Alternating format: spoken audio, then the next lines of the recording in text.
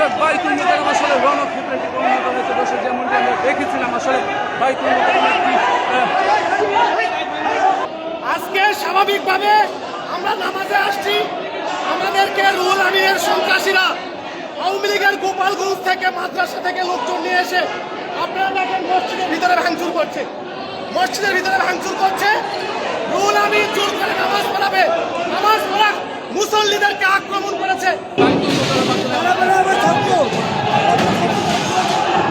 বাইতুল মোকাররম ওরা ভিতর থেকে কাজ ভাঙা মারতেছে। কারা মারতেছে ভিতরে আসলে কারা অবস্থান নিচ্ছে? সঠিক সাহেবের পক্ষ ছিল। ভাই লাভ হলো কি? ফায়দা কি হলো? কি ফায়দা হলো বলেন?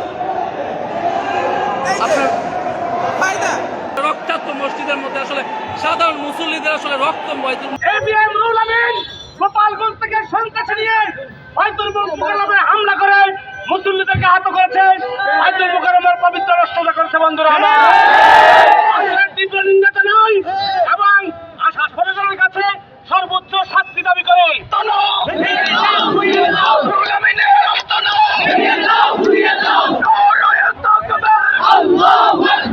ভাড়া করে তাদেরকে নিয়ে আসা হয়েছে।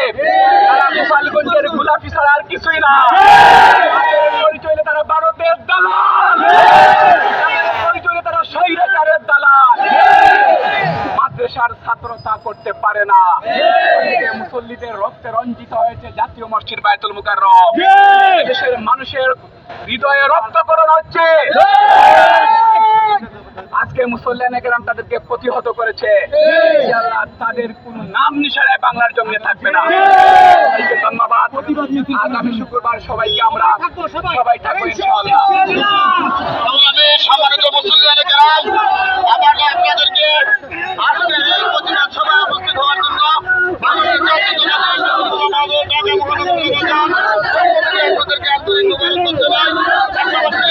এভাবে প্রতি শুক্রবারের সময় আমাদেরকে সতর্ক থাকতে হবে।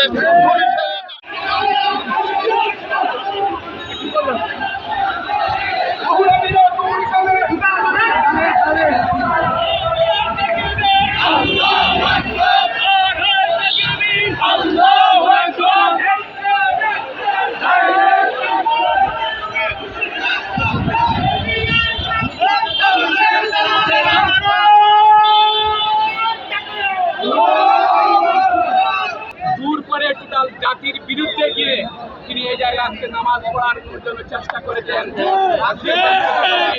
এবং ইসলামী শক্তি এবং হলো সাধারণ মুসল্লিরা তাকে প্রতিহত করেছে।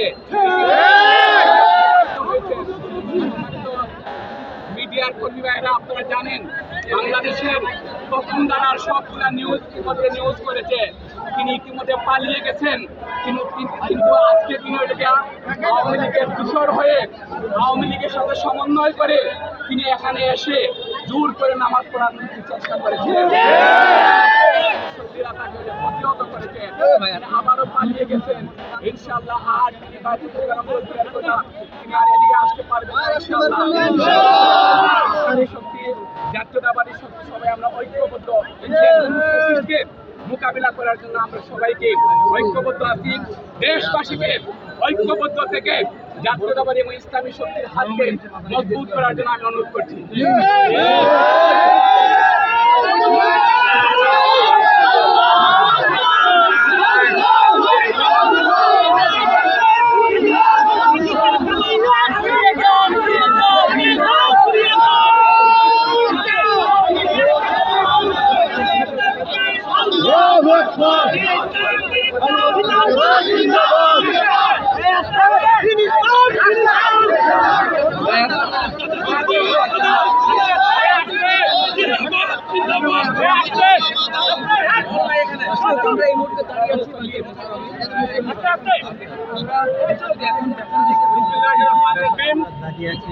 দেশবাসী, সাংবাদিক ভাইরা,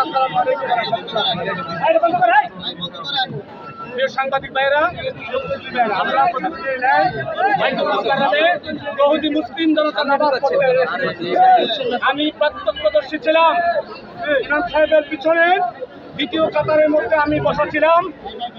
বাইতুল মোকাররম থেকে গত 5ই আগস্ট যখন ছাত্র জনতার এই দীর্ঘ আন্দোলনের রক্তের বিনিময়ে খুনি হাসিনা এবং তার দোসররা বাংলাদেশ থেকে পালিয়েছে।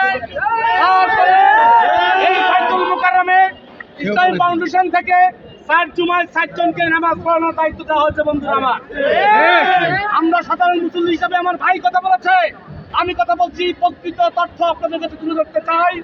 এই মিডিয়ার মাধ্যমে জাতিকে, প্রশাসনকে বিশ্বের কাতারে আপনারা তুলে ধরবেন যে বাংলাদেশের এই একমাত্র পবিত্র স্থান জাতীয় মসজিদ বাইতুল মুকাররমকে আজকে কেন অপবিত্র করা হয়েছে। বন্ধুরা,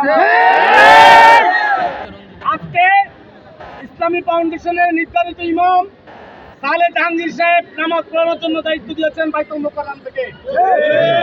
আমার পাশে হাজারো মুসল্লি রয়েছেন, সমস্ত মুসল্লিরা আযানের পরে বসেছে সারিবদ্ধভাবে। সালে জাহাঙ্গীর সাহেব খুতবা দেওয়া শুরু করেছেন, খুতবা চলছে। এরই মাঝে খুনি হাসিনার প্রেতাত্মা, গোপালগঞ্জের দালাল যে খুনি হাসিনাকে কাউমি জননী বলে কাউমি আলেমদেরকে কলঙ্কিত করেছে। আমরাও কাউমি আলেম তাদেরকে শ্রদ্ধা করি। হেফাজত ইসলামের হাজার হাজার ছাত্র আলেমকে যখন হত্যা করেছে তখন এই খুনি এটিএম রুহুল আমিন কোথায় ছিল?